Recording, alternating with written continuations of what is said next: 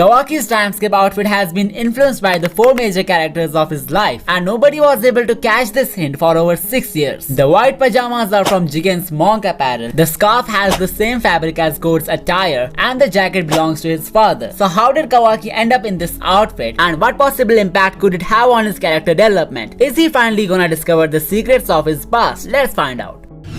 Kawaki was born to an alcoholic father and his unknown wife, who will have some significance later in the story, and I will get to that in a moment. The life of Kawaki was strongly influenced by 3 people who acted as his father figures. Starting off with Kokatsu, his biological father, who raised him in an abusive single-parent household during his early years. Even though Kawaki was really faithful to him, he still got a miserable treatment, which made him a cold and stone-hearted person. Kokatsu left a dark imprint on Kawaki's life. He made him feel worthless and hollow from inside, as if he does not mean anything to anyone. However, the innocent kid still considered his father a hero, which is why he was in complete denial when he was sold to Jigen. Even after working so hard to feed his addiction and defend his name in public, he was left with nothing but shattered hopes when his father sold him to a monk. The second father figure of Kawaki was Ishiki Otsutsuki, who promised him to fill the emptiness of his heart by providing him a purpose to live. After sustaining the force of the karma and becoming his official vessel, he was given some harsh training by Jigen, which is equivalent